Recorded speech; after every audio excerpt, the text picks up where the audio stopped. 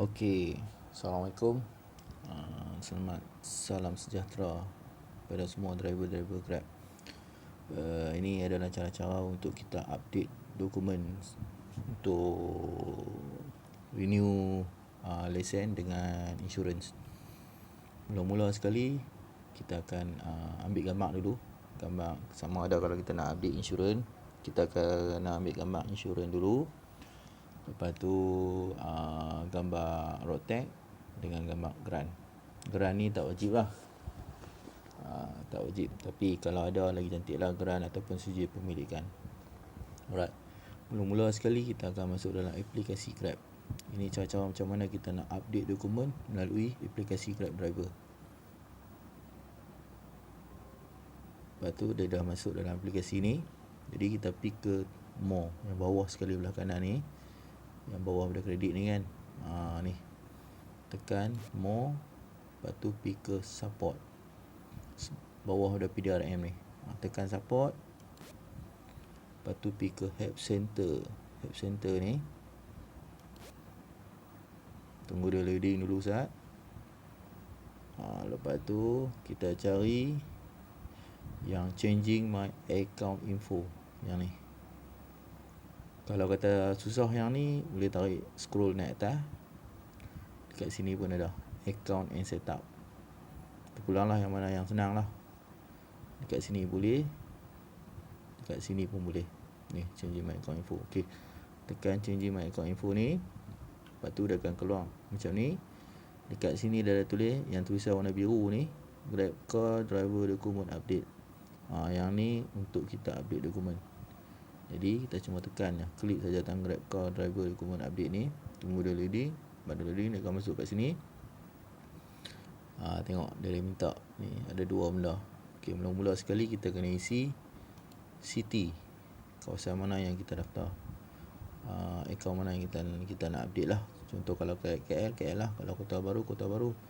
Terengganu pilih Terengganu. Macam itulah, macam saya buat kawasan Sungai Petani, jadi saya akan pilih Sungai Petani. Lepas tu type nama kita, huruf kecil, huruf besar, janji sama dengan IC punya ejaan.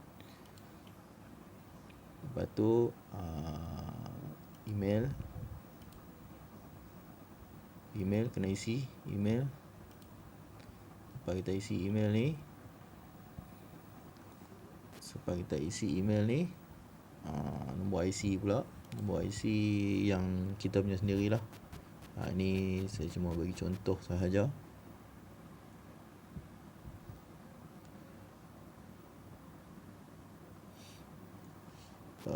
Okey, ini hanya contoh je. Jadi saya bubur nombor IC ni je lah.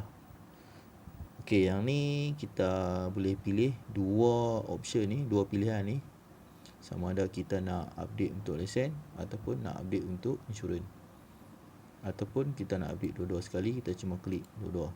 Kita cuma tekan dua-dua ni dan dia akan minta nombor expired lesen yang baru. Tak kisahlah, ni untuk lesen. Lepas tu yang ni untuk insurans. Dia akan minta gambar lesen depan, muka depan sahaja. Tekan choose file.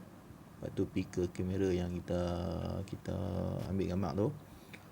Lepas tu yang ni untuk insurans, sama juga. Bubur expired yang baru punya. Lepas tu dia akan suruh kita pilih warna kereta kita.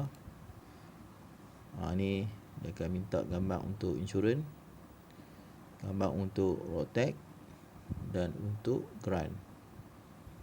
Lepas tu dekat sini endorsement ni bermakna insurans yang ada nama kita. Contoh kata, kalau kata dalam insurans kita ni tak ada nama kita, yang paling atas sekali ni, kalau tak ada nama kita, kita kena buat insurans yang ada nama kita lah. Contoh kata ada setengah lah ni insurans dia all driver. Kalau all driver kita kena pakai surat kebenaran daripada owner, daripada tuan. Dia ada, kalau kata anda register dengan siapa, anda boleh refer balik dengan orang yang daftarkan tu. Dia mesti ada contoh untuk macam mana cara nak update. Lepas tu yang kedua, yang last sekali ni, nombor plate kereta. Nombor plate kereta kita lah yang kita daftar tu. Supaya kita hubung nombor plate kereta, baru tekan arrow ni. Settle untuk kita update dokumen. Ini adalah cara-cara macam mana kita nak update dokumen, sama ada IC, lesen ataupun carbon insurance. Boleh update serentak atau nak update satu-satu pun boleh. Sama juga dia punya step dah sama macam ni je. Mudah, senang. Itu saja daripada saya. Harap siapa yang tengok video ni tolong tekan subscribe dan tekan like. Terima kasih. Assalamualaikum. Salam sejahtera.